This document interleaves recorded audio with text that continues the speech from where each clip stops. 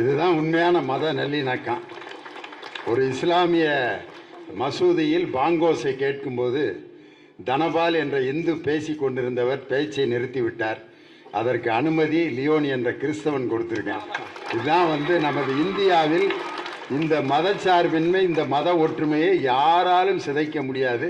அதுக்கு இந்த கிருஷ்ணகிரியில் இந்த மேடையில் நடந்த ஒரு அருமையான சம்பவமே ஒரு நல்ல எடுத்துக்காட்டு. நடுவர் அவர்களே, முதியோர் காதலை பற்றி பாரதிதாசன் குடும்ப விளக்கிலே கூறியதைத்தான் நான் கூறினேன். முதியோர் காதல் சிந்தித்து பாருங்கள். அதில் பாடல்கள் வரும். புது மலர் அல்ல காய்ந்த புட்கட்டவள் உடம்பு, சதிராடும் நடையல்ல தள்ளாடி விடும் மூதாட்டி, மதி அல்ல முகம் வரன் நிலம் குளிகள் கண்கள், எது இன்பம் நல்கும் உங்களுக்கு, அவள் இருக்கிறாள் என்பதொன்றே இன்பம் என்றோ என்று. இதுதாங்க வாழ்க்கையை வழி நடத்துறது. நீங்க புரட்சி கவி பாரதிதாசனுடைய மேன்மை என்ன தெரியுமா? அவர் எழுதிய ஒரு காப்பியம் புரட்சி கவி என்கின்ற காப்பியம் 1937 வடித்தார்.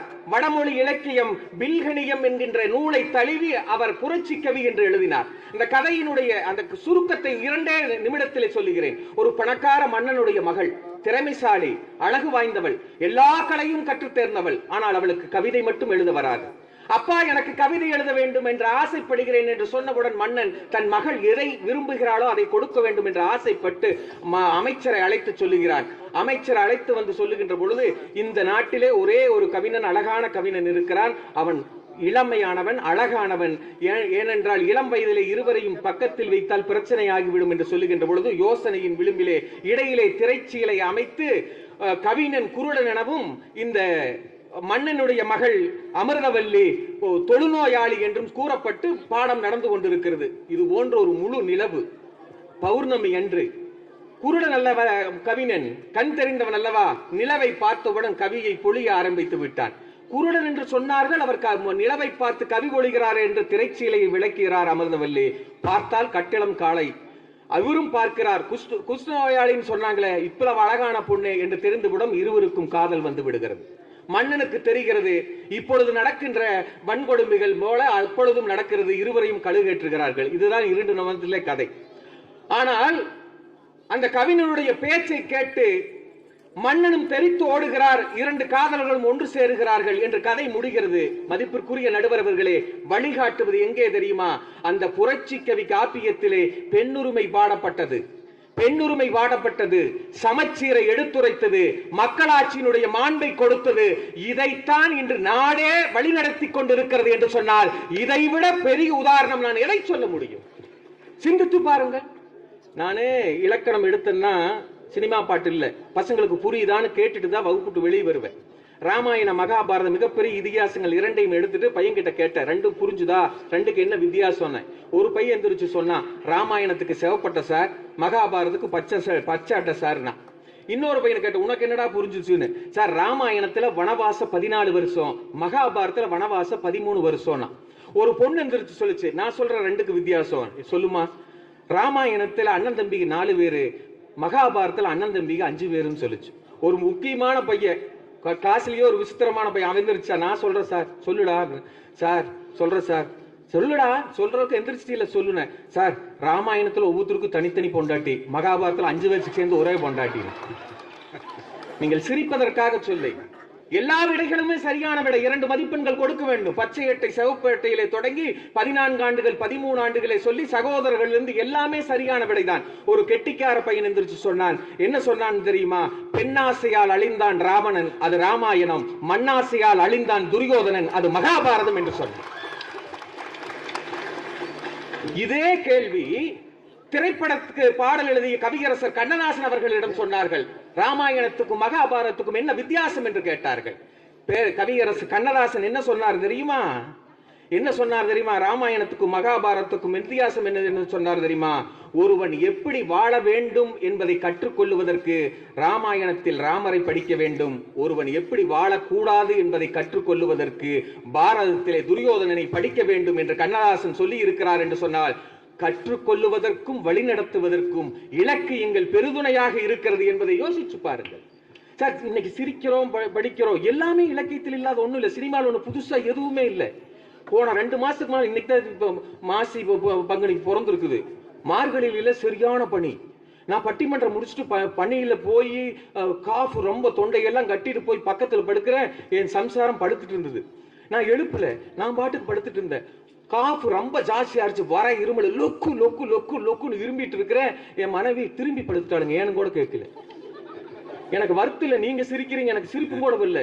கம்முனு படுத்துட்டு விட்டுட்டேன். காலையில எந்திரிச்சு கேட்டேன், ஏமா வெடிய வெடிய பக்கத்துல ஒரு ஆம்பளை லொக்கு லொக்குன்னு இருமுறனே, ஏன்னு கேட்டேன். என் மனைவி சொன்னா, நீங்களா இருமுனீங்க? நான் வீட்டுல நாய் குலைக்கிறது நல்லா நினைச்சேன். என்ன காரணம் தெரியுங்களா? கேரளாவில் அந்த சீக்கு பரவிட்டு இருக்குன்னு சொன்னாங்க. கொரோனா சீக்கு 2-3 மாசத்துக்கு முன்னால. அந்த கொரோனா வியாதியை வெளியே சென்று விட்டு கொண்டு வந்து நீ மனைவிக்கும் குழந்தைகளுக்கும் ஒட்டி விடுவாய் என்ற கோபத்தை காமிப்பதற்காக என் மனைவி அந்த நகைச்சுவை சொன்னார் என்று சொன்னால், இது எங்கிருந்து எடுத்தால் தெரியுமா? 7வது 8வது நூற்றாண்டிலே நந்தி இலக்கியம் என்கின்ற இதுல அழகான ஒரு பாடல் வரி வரும். ஈட்டு புகழ் நதி பான நீ எங்கையர்தம் வீட்டிருந்து பாட விடிவளவும், காட்டில் அழும் பே என்றார் என் அன்னை, பிறர் நரி என்றார், தோழி நாய் என்றார், நீ என்றேன் நான் என்று பாடல் வரி வருகிறது. ஒண்ணும் கிடையாது. அந்த காலத்துல ஆண்கள் பரத்தியர் வீட்டுக்கு சென்று விடுவார்கள். சென்று விட்டு மீண்டும் மனைவியை பார்க்க வருகின்ற பொழுது மனைவி கோபமாக இருப்பார். அந்த கோபத்தை காமிப்பதற்காக அந்த நகைச்சுவை வந்ததாக அந்த இலக்கியத்திலே நான் படித்தேன். நேற்றுக்கு நைட்டு பாடுனீங்களா அப்படின்னு அவ கேட்கிறா. ஆமா நான் பாடுனேன். எப்படி தெரியும்? நினைச்சேன் அப்படின்னு. எப்படி நினைச்சேன்னு? ஒண்ணும் இல்ல, நேற்றுக்கு ஒரு ஊழ சத்தம் வந்தது. எங்க அம்மா சொன்னா பேய் காட்டுல அழுதுட்டு இருக்குதுன்னு சொன்னா, மற்றவங்க எல்லாம் பேய் இல்லையா அது நரி ஊளை விடுதுன்னு சொன்னாங்க. என் தோழி சொன்னா நான் பேயும் அழுகல நாயும் ஊளையிடல, நாய் குலைச்சிட்டு கிடக்குதுன்னு சொன்னா 3 பேரும் தவறு, என் புருஷன் அங்க பாடிட்டு இருக்கிறான்னு நான் கரெக்டா சொன்னேன்னு சொல்ற ஜோக்கு தான். நீங்கள் சிந்தித்து பாருங்கள், 7ஆம் நூற்றாண்டிலேயே இந்த நகைச்சுவை இருந்திருக்கிறது. நான் ஒற்றை வரிகளை சொல்லுகிறேன் நடுவர் பெருந்தைகள், நேரம் இல்லை.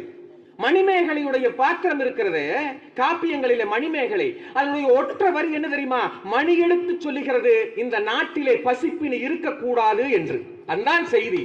அதை பின்பற்றி இந்த சமுதாயம் கர்ம வீரர் காமராஜர் மதிய உணவு திட்டத்தை குழந்தைகளுக்கு கொண்டு வந்தார்.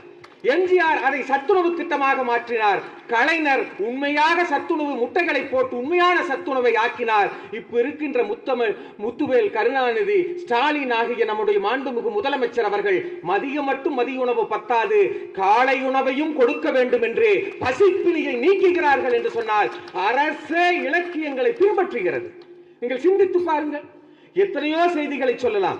சிலப்பதிகாரம் சொல்லாதனா, அரசியல் பிழைத்தாருக்கு அறம் கூற்றாகும், உரைசால் பத்தினியை உயர்ந்தோர் ஏத்துவர், ஊழ்வினை உருத்து வந்து ஊட்டும் என்பனவாம் என்று சிலம்பிலே சொல்லி இருக்கிறது என்று சொன்னால், அத்தனை காப்பியங்களும் அந்த அக்கால இலக்கியத்திலிருந்து இக்கால இலக்கியம் வருகின்ற ஒற்றை வரி கவிதைகள் வரைக்கும் நாம் இந்த சமுதாயத்தை பின்பற்றினால் நமக்கு நல்வாழ்வு கிடைக்கும் என்று சொல்லி திரைப்படங்கள் ரசிக்கலாம், சிரிக்கலாம். அதோடு நிறுத்தி விடுங்கள் அருமை குழந்தைகளே. திரைப்படங்கள் நம்மை மகிழ்விக்கும், அதுவே நம்மளை ஆள வைக்காது என்ற செய்தியோடு நிறைவு செய்கிறேன். நன்றி, வணக்கம். இலக்கியத்தை பற்றி ரொம்ப அருமையா தனபால் நிறைவு செய்து விட்டார். எங்க பாடநூல் கழகத்தின் சார்பாக 2 முக்கியமான புத்தகங்கள் வெளியிடப்படுகிறது.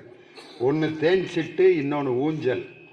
தேன் சிட்டு என்ற பத்திரிகை 1ஆவதிலிருந்து 5ஆம் வகுப்பு மாணவர்களுக்கு, ஊஞ்சல்ங்கிறது 6ஆம் வகுப்பிலிருந்து 12ஆம் வகுப்பு மாணவர்களுக்கு 2 பத்திரிக்கை நாங்கள் பாடநூல் கழகத்திலிருந்து வெளியிடுறோம். அது உங்கள் லைப்ரரிக்கு வரும்.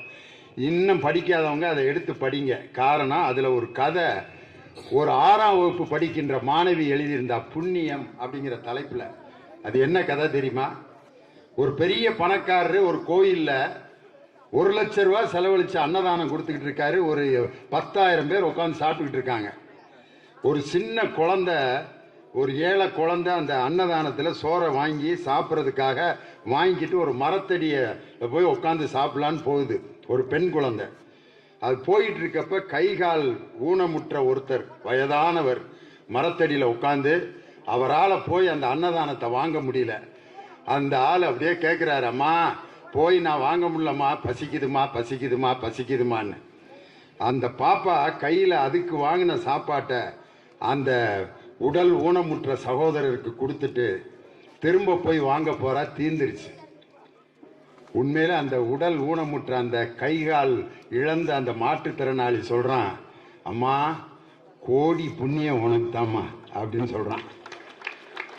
1,00,000 ரூபாய் செலவழிச்சு அன்னதானம் வந்து அந்த பணக்காரரு தான் இருக்கிற காசுல மிச்ச காசுல கொடுத்தாரு. ஆனால் தனக்கு கிடைத்த அந்த சாப்பாட்டை இன்னொருத்தருக்கு கொடுத்த அந்த மாணவிக்கு தான் உண்மையான புண்ணியம் போய் சேர்ந்ததுன்ட்டு ஒரு 6ஆம் வகுப்பு மாணவி இந்த கதையை தேன்சிட்டு பத்திரிகையில் எழுதியிருக்கு.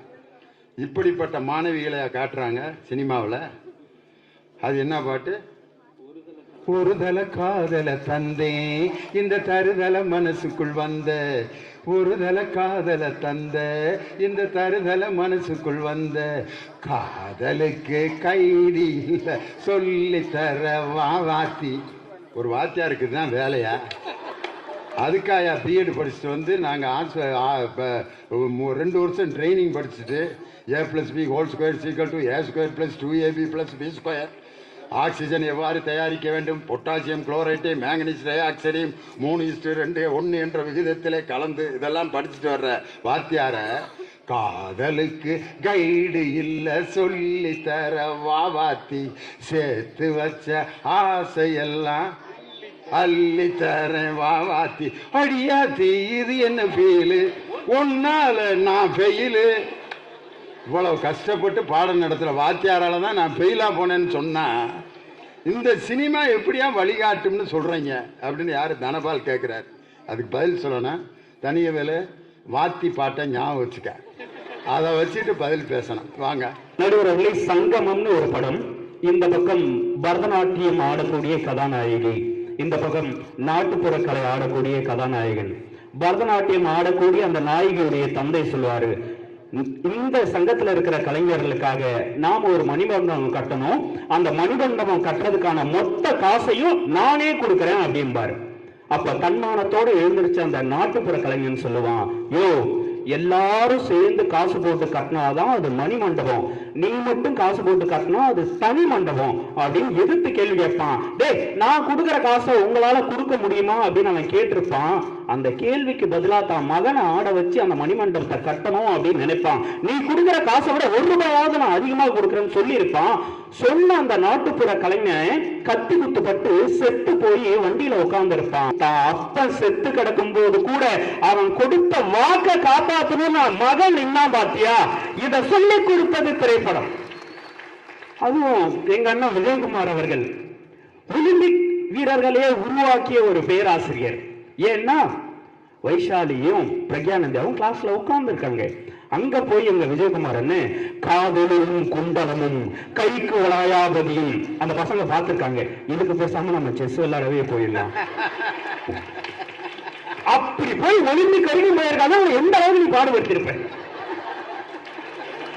அதாவது இவர் வகுப்புல நடத்த பாடத்தை விட்டுட்டு பிஇடி பீரியடை ஒழுங்கா அவங்க அட்டன் பண்ணதுனால தான் வைசாலியும் பிரக்யானந்தாவும் செஸ் வீராங்கனையா மாறி இருக்கிறாங்க.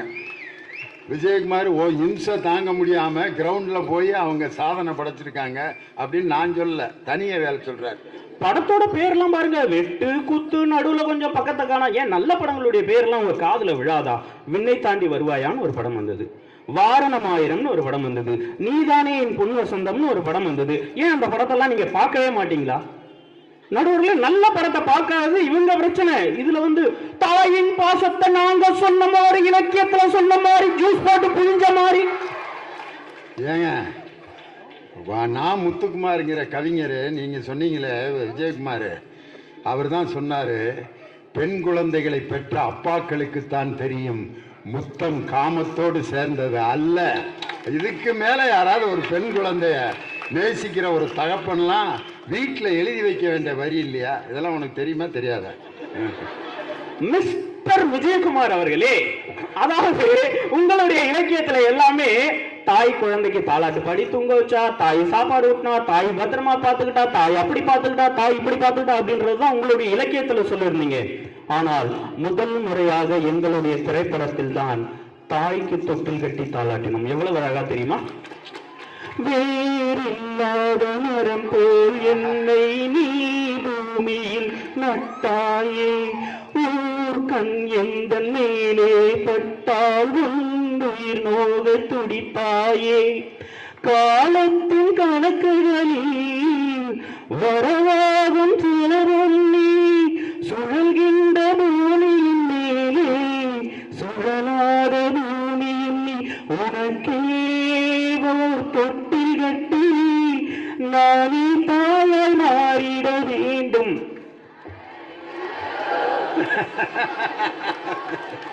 தாயே நீ கண்ணுறங்கு என்னோடு மடி சாய்ந்துன்னு சொன்னே. தாய்க்கு தொட்டில் கட்டி பார்த்த நாங்க எங்க? இதுல இலக்கியம் இலக்கியம் இலக்கியம். இன்னைக்கு என் புள்ள போன்ல அப்பா நான் ஒரு பாட்டு பாட்டான், என்ன பாட்டுறா அப்படின்றான். பாடின வரங்க, கடுகடு கடுப்பாயி வெடுக்கடிய கடுப்பாயி, அப்பா உன்னை விட மாட்டேன், அப்பா தொட மாட்டேன், அப்பா மணியாச்சின்னா. இல்ல, ரொம்ப எளிமையா போய் சேரக்கூடிய ஒரு ஊடகம் சினிமா. அதை எவ்வளவு அழகா நாங்க பயன்படுத்திட்டு இருக்கோம். சும்மா சினிமாவில ஒண்ணும் இல்ல சார். உங்களுடைய நான் முத்துக்குமார் தானே. அப்பா சிகரெட் கடைக்கு போனேன், சிகரெட் வாங்கும் போது கடைக்காரர் முகத்துல என் அப்பாவை பார்த்தேன்னு சொன்ன நான் முத்துக்குமாரை திரைப்பட உலகத்திற்கு வருவதற்கு முன்பாக எத்தனை பேருக்கு தெரியும்? உண்மையா இல்லையா? அந்த நாமத்துக்குமார் தாங்க எழுதினார். அவ்வளவு அழகான பாடல்கள்லாம் ஒரு படத்துல எழுதினார். அந்த படத்துல வந்த காட்சியை சொல்றேன். நடுவர்களே, 7G ரெயின்போ காலனின்னு ஒரு படம். உருப்படாத ஒரு மகன் இருப்பான். அனிதா அனிதா அனிதா, இதான் அவன் டைலாகே. அவன் உட்கார்ந்துட்டு இருப்பான். அவங்க அப்பா கேட்பாரு, இன்னைக்கு ரிசல்ட் வந்திருக்கணுமே. ஆமா, 5 பேப்பர்ல ஃபெயில் அப்படின்பான். 8 மார்க்ல ஒரே விடுவான். விட்டுட்டு அந்த ஆள் போட்டு சம்படி அடிப்பான். அவங்க அம்மா தடுக்கலான்னு வருவாங்க. அவங்களையும் தள்ளி விட்டு அவனை போட்டு அடிச்சுட்டு ஒரு வார்த்தை சொல்லுவான். டேய், அந்த மூல கடையில உட்கார்ந்துட்டு சிகரெட் புகையா விடுற பாத்தியா, அது புகை இல்லடா, உங்க அப்பா ரத்தம் அப்படின்னு திட்டிட்டு போவான். திட்டிட்டு போன அந்த அப்பா உட்கார்ந்துட்டு இருப்பான். இந்த பையனுக்கு ஒரு கட்டத்துல அவனுடைய காதலியுடைய உந்துதலால ஹீரோ ஆண்டால வேலை கிடைச்சிடும். வேலை கிடைச்ச அந்த அப்பாயின்மெண்ட் ஆர்டர் எடுத்துட்டு நீட்டுவான். அப்ப நான் இத்தனை நாள் செலவு பண்ணி படிக்க வச்சதெல்லாம் வேஸ்ட், உங்க விருப்பத்துக்கு தான் இருக்க போறீங்க அப்படின்னு சொல்லி அதை வாங்கி போட்டு அந்த அப்பா போயிடுவான். அந்த பையன், என்னடா நம்ம அப்பா இவ்வளவு மோசமானவனா இருக்கானே, அப்பாயின்மெண்ட் ஆர்டர் கொண்டு கொடுத்துருக்கான், இந்த ஆள் திட்டிட்டு போறானே அப்படின்னு அவன் நைட்டு படுத்துட்டு இருக்கும் போது அந்த அப்பா கிட்ட அந்த அம்மா கேட்பாங்க, புள்ள அவ்வளவு ஆசையா கொண்டு வந்து அப்பாயின்மெண்ட் ஆர்டர் நீட்டுறான், அதை வாங்கி அவனை பார்த்து ஒரு 4 வார்த்தை நல்லதா சொல்லியிருக்கலாம்ல. பையன் கேட்பான். அதை அந்த அப்பா சொல்லுவான், இத்தனை நாள் அவனை திட்டி இருக்கேன், அடிச்சிருக்கேன், இன்னைக்கு அந்த அப்பாயின்மெண்ட் ஆர்டரை கொண்டு வந்து என்கிட்ட நீட்டும் போது அதை சிரிச்சுக்கிட்டே நான் வாங்கினா, சீ நம்ம அப்பன் பணத்துக்காக நடிச்சுட்டானா அவன் நினைச்சிட மாட்டானா அப்படின்னு கேட்பான். அதை விட பெருமிதமா ஒரு வார்த்தை சொல்லுவான், இனிமே எவனாவது என்னைய கேட்பானா, என் பிள்ளை ஹீரோ ஹோண்டால வேலை செய்யறாண்டி அப்படின்னு. அந்த அப்பா அமைதியா படுத்து தூங்கிடுவான். நம்ம அப்பன் பாசம் எவ்வளவு பெருசுன்னு அந்த பையன் கண்ணீர் விடுவான். சார், தமிழ்நாட்டுல எத்தனை பசங்க சார் அந்த காட்சியை பார்த்தாங்க? அதெல்லாம் பார்க்க மாட்டீங்க. நட்பில் கோப்பெருஞ்சோழன் பிசுராந்தையார் அவை பாட்டி நெல்லிக்கனி. நீங்க நெல்லிக்கனி கொடுத்து சொன்னதெல்லாம் நாங்க 4 வரியில சொல்லிட்டு போயிட்டோம். எவ்வளவு அழகா சொன்னோம் தெரியுமா? பந்தம் என்ன, சொந்தம் என்ன, போனா என்ன, வந்தா என்ன, உறவுக்கெல்லாம் கவலைப்பட்ட ஜென்மம் தான் இல்லை. பாசம் வைக்க, நேசம் வைக்க, தோழன் உண்டு வாழ வைக்க, அவனை தவிர உறவுக்காரன் யாரும் இங்கில்லே. என் நண்பன் போட்ட சோறு நிறமும் திம்பேன் பாரு. அடுத்த வரிகள் தான் உங்கள் இலக்கிய வரிகளே தோற்று போகக்கூடிய வரிகள். நட்பை கூட கற்பை போல எண்ணுவேன் சொன்னானே. இதை விட அழகா என்னங்க சொல்ல முடியும்? நடுவர்களே, தமிழ் எம்ஏ அப்படின்னு ஒரு படம். அந்த படத்துல வரக்கூடிய அத்தனை பாடல்களும் அவ்வளவு அழகா இருக்கும். லவ் பண்றான் சார். இவன் என்ன பண்றான், ஸ்டார்டிங்ல இருந்து அவங்க அப்பா செத்து போயிடுவார் ஆக்சிடென்ட்ல, அவங்க அம்மா செத்து போயிடுவாங்க ஆக்சிடென்ட்ல, இவனுக்கு சொல்லி கொடுத்த தமிழ் வாத்தியார் செத்து போயிடுவாரு. இவன் தமிழ் எம்ஏ படிச்சுட்டு போய் வேலை தேடுவான். இவனுக்கு வாழ்க்கையில கிடைக்கிறது எல்லாமே தோல்வி தோல்வி தோல்வி மட்டுமா தான் இருக்கும். அப்படிப்பட்ட ஒருத்தன் தனக்கே தனக்குன்னு ஒரு உறவு கிடைச்சிருக்குன்னு அவளை தேடி சைக்கிள்ல போறான் சார். அவ இருக்கிற இடத்த தேடி போறான். கவிஞன் அவ்வளவு அழகா எழுதியிருக்கான். பறவையே எங்கு இருக்கிறாய், பறக்கவே என்னை அழைக்கிறாய், தடயங்கள் தேடி வருகிறேன் அன்பே. இந்த வரிகள்லாம் உச்சம் கிடையாது. ஆனா அவளை போய் பார்த்துட்டான் சார். இனிமே அவ கூட நான் வாழ்ந்துருவேன், எனக்காக ஒரு வாழ்க்கை கிடைச்சிருச்சுன்னு அவன் கண்ணுல தெரிகிற அந்த ஒளிய, அண்ணே அதே நாமத்துக்குமார் தான் எழுதினார். எனக்காக இதுவரைக்கும் வாழ்க்கையில எதுவுமே இல்லை, இப்போ ஒரு வாழ்க்கை கிடைச்சிருச்சுன்னு அந்த கவிஞன் எவ்வளவு அழகா எழுதினா தெரியுமா திரைப்படத்துல? முதல் முறை வாழ பிடிக்குதே, முதல் முறை வெளிச்சம் பிறக்குதே, முதல் முறை முறிந்த கிளை ஒன்று பூக்குதே அப்படின்னு எழுதானே.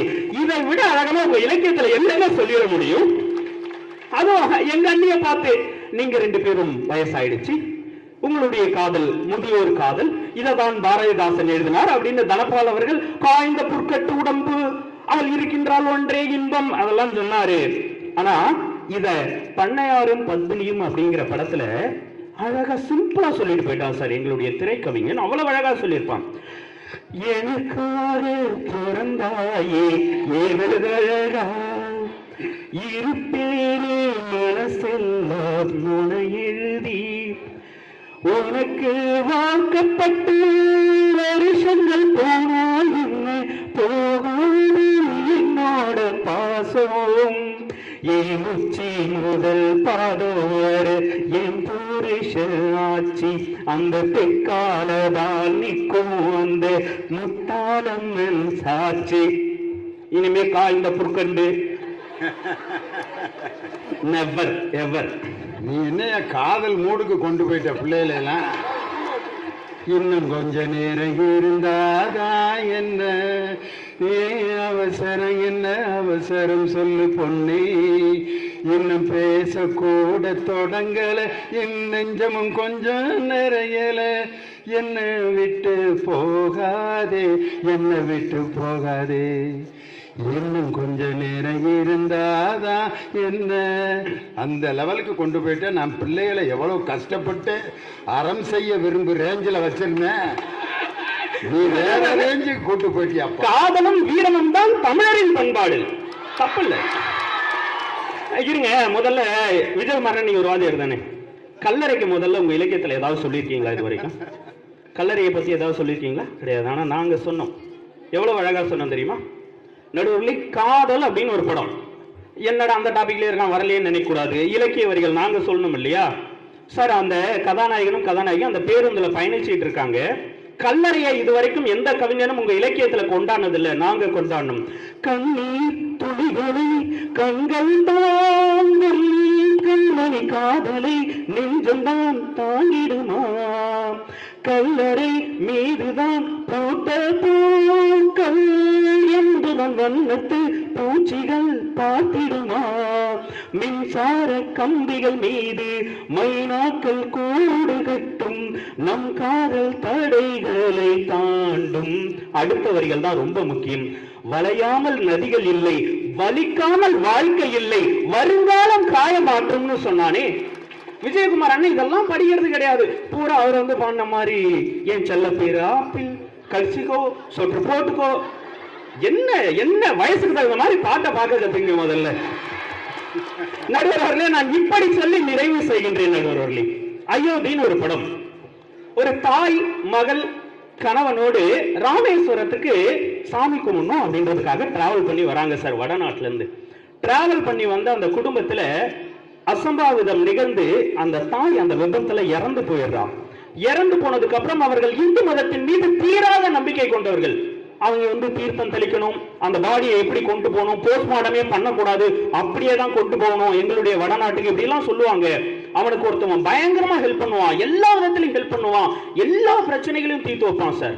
எல்லா பிரச்சனைகளையும் தீர்த்து வைக்கும் போது அந்த கணவன் ஒரு கட்டத்துல, நான் என் மனைவி மேல எவ்வளவு பாசம் வச்சிருந்தேன் அப்படின்றது எனக்கு தெரியவே இல்லை, அவளை தொடர்ச்சியா அடிச்சுக்கிட்டே இருந்தேன், துன்புறுத்திக்கிட்டே இருந்தேன், அவன் மண்டையில காயப்படுத்திக்கிட்டே இருந்தேன் அப்படின்றத பாடல் வரிகள்ல வச்சிருப்பான். எவ்வளவு அழகா இருக்கும் தெரியுமா? பக்கத்துல வாழும்போது உன்னருமை தெரியல, உன்னருமை தெரியும் போது பக்கம் நீ இல்லை, தன்னந்தானி படகு போல தத்தளிக்கும் வாழ்க்கை போல தண்டைகள் ஏதும் இல்லை இந்த மண்ணில, நீரிலே பூத்தாலும் பூக்களின் வாசங்கள் தண்ணீரிடம் சேர்வதில்லையே அப்படின்னு சொல்லியிருப்பான். யோசிச்சு பாருங்க, இவ்வளவு சேவையும் செஞ்ச அந்த கதாநாயகனை பார்த்து கடைசியா அந்த அப்பன் கேட்பான், உன் பேர் என்ன அப்படின்னு கேட்பான். இவனுடைய ஒட்டுமொத்த இந்து மத நம்பிக்கைகளையும் காப்பாற்றிய அந்த கதாநாயகனுடைய பேர் என்னன்னு கேட்கும்போது, என்னுடைய பெயர் அப்துல் மாலிக் அப்படின்னு சொல்லுவான். அந்த படத்தினுடைய உச்சம் எது தெரியுமா? அந்த தாயுடைய மகள் சொல்லுவா, இதுக்கப்புறம் நாங்க ஒருவேளை திரும்பவும் என்னைக்காவது ஒரு நாளைக்கு ராமேஸ்வரம் வருவோம். அப்படி ராமேஸ்வரம் வர்றது சாமியை கும்பிடுறதுக்காக இல்லை, எங்க அண்ணன் அப்துல் மாலிக்கை பார்க்கறதுக்காக அப்படின்னு சொல்லிட்டு போவார். நடுவர் அவர்களே, திரைப்படங்கள் நினைத்தால் எவ்வளவு பெரிய விஷயத்தையும் எவ்வளவு எளிமையாகவும் கடைக்கோடி கிராமத்து ஆலமரத்தின் ஆணிவேர் வரை கொண்டு சேர்க்க முடியும். உங்களுடைய இலக்கியங்கள் எல்லாம் மேல்தட்டு மக்களுக்கும் அறிவார்ந்த சபைக்கும் தான் செல்லுபடியாகும். எங்களுடைய கடைக்கோடி கிராமத்து மனிதர்களுக்கும் செல்லுபடியாக கூடியது எங்களுடைய திரைப்படங்களே என்று சொல்லி, அந்த திரைப்படங்கள் தான் இன்று சமூகத்தை வழிநடத்துகிறது என்று சொல்லி நல்லதொரு வாய்ப்பிற்கு நன்றி பாராட்டி இடம் அமர்கின்றேன். நன்றி, வணக்கம். உண்மையிலே எங்க கிருஷ்ணகிரி மக்களை நம்பவே முடியல.